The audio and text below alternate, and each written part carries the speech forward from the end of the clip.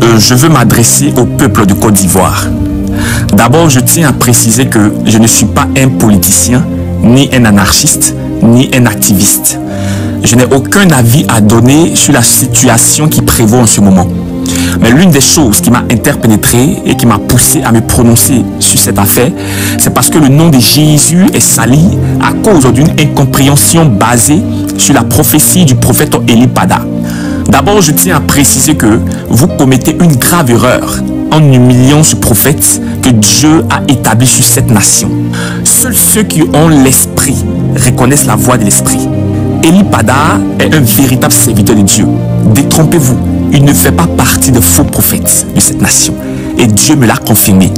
Par rapport à sa prophétie, sachez que Dieu parle tantôt d'une manière et tantôt d'une autre. Ceux qui ont l'esprit voient par l'esprit. Et ceux qui marchent dans la chair voient par la chair. Dans sa prophétie, il a dit qu'il n'y aura pas d'élection. Effectivement, il n'y a pas eu d'élection. Et vous en êtes témoin. Pour une population avec plus de 30 millions d'habitants, regardez les statistiques de chaque candidat et vous verrez qu'ils ont tiré au sort les résultats comme ils ont tiré au sort les vêtements de Jésus. La prophétie de Eli Pada est semblable aux prophètes de l'Ancien Testament qui prophétisaient la venue de Dieu dans le monde. Leur prophétie laissait entrevoir qu'il allait descendre avec une armée et des chars pour les délivrer sous l'emprise de l'Empire romain. Au contraire, il est paru comme un simple homme et n'avait ni éclat ni beauté pour plaire ou attirer.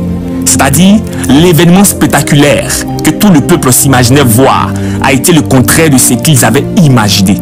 Selon la vérité et la vue des hommes est qu'il y a eu élection. Mais selon le spirituel et la vérité est qu'il n'y a pas eu d'élection. Et cette prophétie tend vers son accomplissement. Qui vous a dit qu'on se moque ou qu'on humilie un oint de Dieu? C'est ça vous appeler à voir la crainte de Dieu?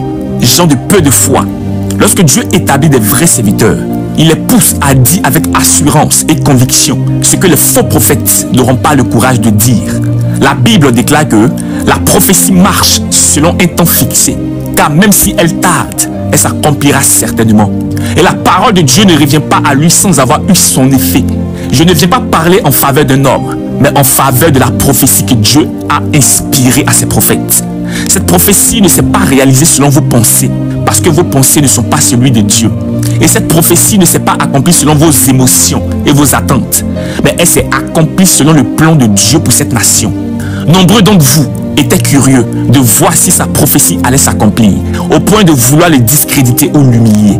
En réalité, beaucoup de partis politiques et de faux prophètes ont espéré qu'il y ait la guerre, les conflits ethniques, des affrontements, des manifestations et le sang versé en Côte d'Ivoire. Et le message derrière chaque prophétie était que vous demeurez dans la prière, la repentance, la sanctification et l'amour, afin d'éviter une crise ou le sang versé. Et cela s'est accompli. Donc nos prières étaient qu'il n'ait pas de mort comme les années précédentes. Et Dieu nous a exaucés. Dieu n'est pas un Dieu de désordre, mais il est un Dieu d'ordre. Qui vous a dit que le prophète Eli Pada vous a menti? Le problème est que tous les regards et les espoirs reposaient sur ce prophète. Or, pour éviter que la gloire revienne à un homme, Dieu a préféré accomplir les choses en sa manière, parce qu'il ne partage pas sa gloire avec quiconque. Vous êtes découragé et abattu, parce que vous avez focalisé votre esprit sur la parole d'un homme, et non sur le Dieu qui prophétisait à travers lui. Maintenant, écoutez-moi. Le plan véritable de Dieu est d'apporter une aide nouvelle et une stabilité parfaite pour cette nation.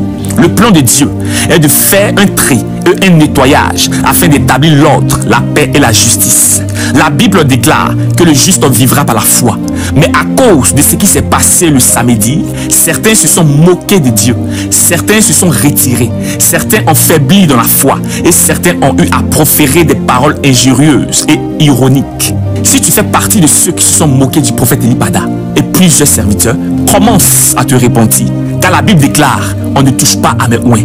Dieu veut corriger ce peuple ivoirien. Et tous ceux qui se disent aux chrétiens qui avaient un pied dedans et un pied dehors, Dieu vous a déjà remarqué. Tous ceux qui l'ont humilié et rabaissé, Dieu a déjà remarqué l'état de votre cœur. Le but de cette prophétie n'est pas de satisfaire vos désirs éphémères, basés sur vos problèmes au quotidien, mais vous conduit à la repentance et à rechercher Dieu en esprit et en vérité. En vérité, je vous le dis, Dieu va surprendre le peuple ivoirien et vous saurez qu'il y a encore des véritables prophètes. Beaucoup seront effacés du plan de Dieu parce qu'ils ont agi avec ignorance. Beaucoup seront condamnés et jugés parce qu'ils ont jugé un oint de l'Éternel.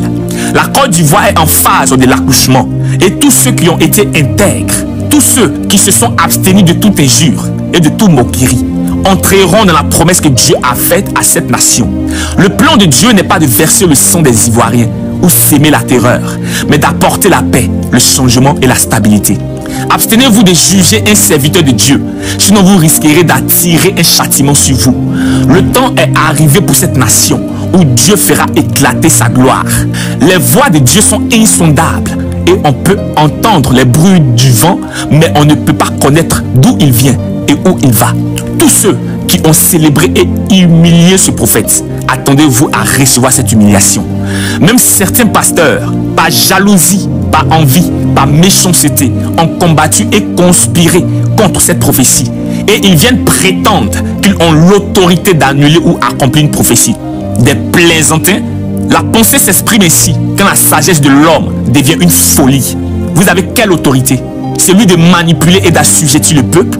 Au contraire, la prophétie suit son cours et vous serez dévoilés au grand jour. Nous sommes tous de simples instruments que Dieu juge bon d'utiliser comme il veut. Et chacun récoltera plus tard la graine qu'il aura sémée. Le but du diable est de vous faire croire qu'il n'y a pas de véritable prophète sur cette terre ivoirienne. Ne vous laissez pas séduire et demeurez toujours dans la présence de Dieu. La Côte d'Ivoire verra la main de l'Éternel et on dira du jamais vu. Le but n'est pas de lutter contre la chair et le sang, mais renverser les forteresses et la puissance des ténèbres. C'est Dieu qui établit les autorités et c'est lui qui les retranche. Qui êtes-vous pour lutter contre le président Alassane Ouattara? Qui êtes-vous pour combattre son régime? Si c'est ça vous appelez croire en Dieu, c'est que vous vivez encore dans l'ignorance. Félicitations au gouvernement et au président de la République. Félicitations au peuple de Côte d'Ivoire qui prône la paix et la fraternité. Félicitations au prophète Eli Pada qui a su emmener un nombre de personnes à rechercher la face de Dieu. Et grâce à lui, nous avons ceux qui marchent avec Dieu par intérêt ou qui n'ont pas l'amour pour le prochain. Retenez une seule chose: à Dieu la vengeance et à Dieu la rétribution. Ne garde pas ce message pour toi seul.